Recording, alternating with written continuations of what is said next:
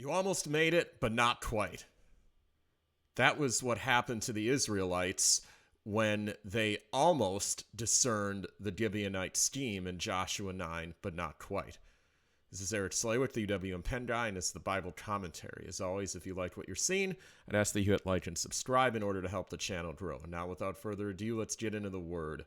So today we're going to continue the study of Joshua 9 by looking at the beginning of the interaction between the Gibeonites and the children of Israel through their leaders in Joshua 9, 6 through 7. So let's read the verses.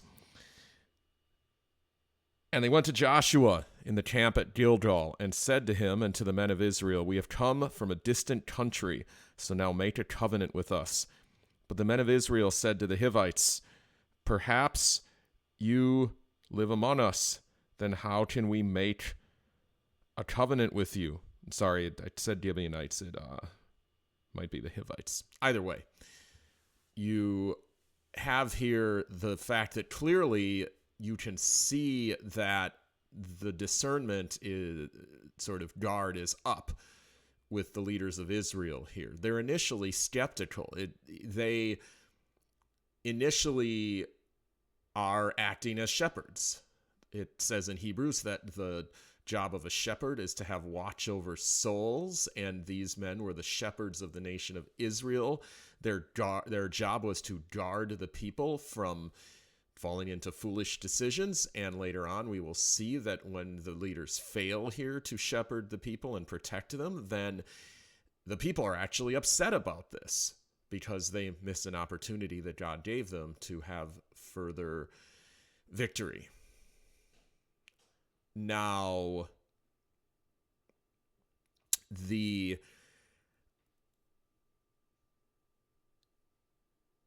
it also says that they sort of, this back and forth starts out in a way that is very ordinary. This is an ordinary means, ordinary conversation. However, the Gibeonites are determined.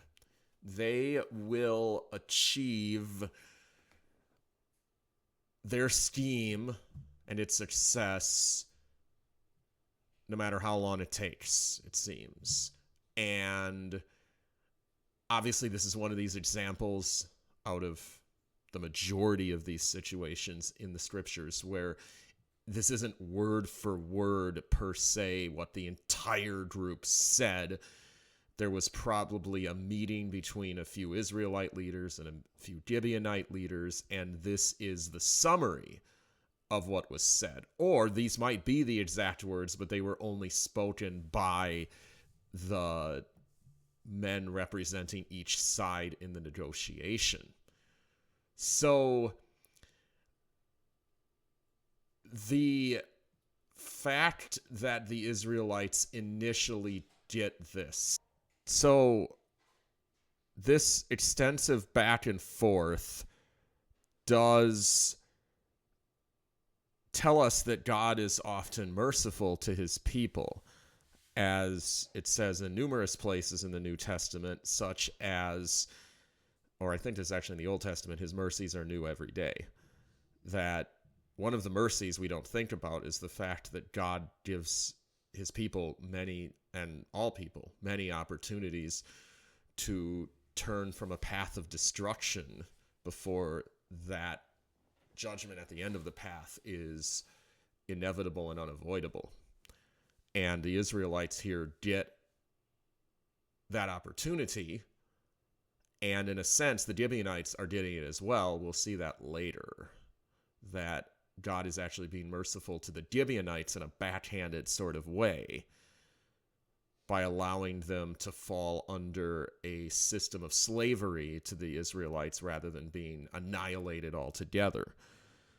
Now, perhaps the most interesting spiritual application of this, and we'll hopefully see more of this going forward through these set of verses, is that this resembles the conflicted state of the Christian believer.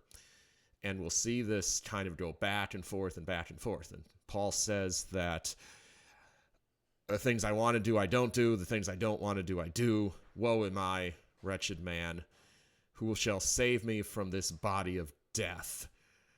And he's saying that as long as a Christian is on earth, then they have the flesh, and the flesh continues to produce all manner of evil desires. You can't entirely eliminate it. It's always going to be there. You can come close, but never be entirely perfected, because that's only possible when the sin nature is removed altogether. And of course, growing in grace and the knowledge of the Lord Jesus Christ involves mastery over the flesh and growth out of it, but perfection is not possible on earth.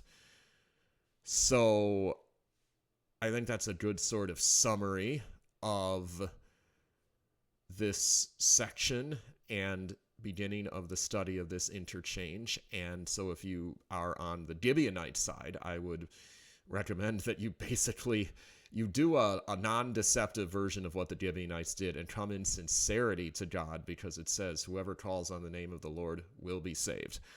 And so until next time, this is Eric Slay with the UWM Pendry, and this is the Bible Commentary. I can pause.